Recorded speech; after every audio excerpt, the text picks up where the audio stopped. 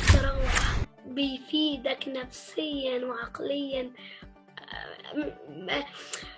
لا تعليق، من كتر ما حلو.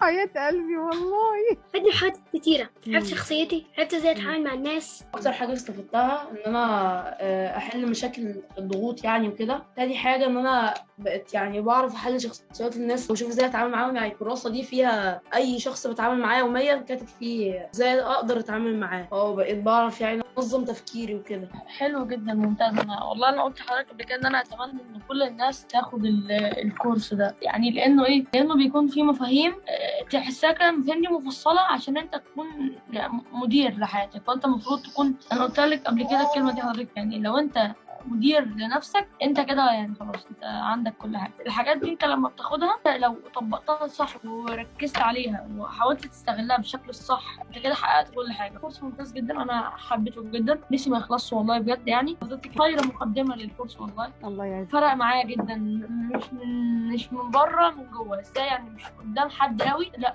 جوايا انا في شخصيتي انا طورت في حاجات كتير. اول حاجه استفدت عصبيتي كانت زمان كبيره قوي، دلوقتي يعني قلت العصبيه، بقيت اعرف اتحكم في نفسي. بقيت لو في مثلا اي اتنين بيتعاركوا ببعد عنهم الاذى من غير ما اعصب ده على التاني. زمان كنا انا وصحابي مثلا قبل الكورس كنا ساعات بنعمل حاجات غلط، ودلوقتي بقينا يعني بنبطلها. او لو في بقى غلط بسيط بقيت اقول لهم بنصحهم، وساعات بقول لهم حاجات في الكورس بناخدها فرق معايا. استمتعت قوي بالكورس ده، حسيت ان انا بقيت ادير نفسي، بقيت ان انا اتحكم بعصبيتي، بقيت اتعصب قوي زي اول، افكر في كلامي قبل ما اقوله، بدير نفسي، اهتم بشؤوني الخاصه، مش بتدخل في حاجه في شؤون الاخرين. وحببني في الكورس اكتر يكون معايا ناس يعني مشاكلهم زي مشاكلي، يعني اقدر اتكلم براحتي ومفيش يعني حد هيضحك على التاني في مشاكله. هو ده اللي حببني في الكورس.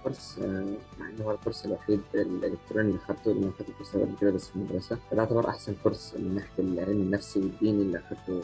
بيعرف الانسان فين يعني ازاي يبقى راجل ويترك التصرفات الطفوليه ويترك التصرفات اللي هي ما تخصش الرجال بحاجه، وبيعلمه ازاي يكون في كل الصفات الرجوليه، ويكون له هيبه، يعني له قيمه في المجتمع. كان كورس مفيد جدا بصراحه، وجزاكم الله خير عن الكورس الجميل. انا استفدت حاجات كتير من الكورس، مثلا هديت اكتر، اتعلمت مثلا حاجات اني بقيت اهدى، بقيت بعرف احلل الشخصيات. ايه رأيك يا مهند في الكورس؟ كورس جميل استفدت جدا منه؟ واستفدت. هو جميل جدا وبتعلم حاجات جديدة كل حصة. رأيي ان بصراحة عجبتني في الكورس قوي اللي هي الألغاز دي. وساعة مش لما عارف يا مين فكر يا عمرو. ازاي يا مين فكر يا عمرو.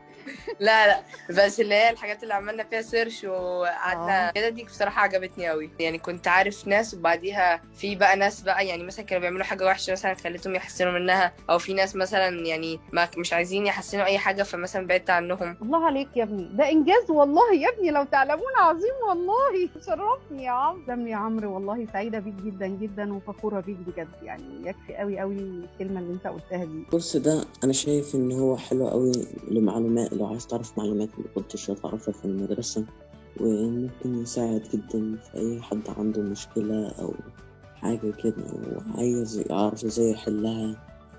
ممكن تتعلم معلومات كتيرة زي مثلا كنتش هتتعلمها في المدرسة، زي مثلا انواع الذكاء وانواع الأنا. شايف برضه لو عندك مشكلة حاجة الكورس ده كويس، لأن في مدرسين كويسين ممكن يساعدوك وإزاي تتعامل مع الضغوط. بحب اللي هي الأنشطة اللي كنت حضرتك بتعمليها في الأول دي.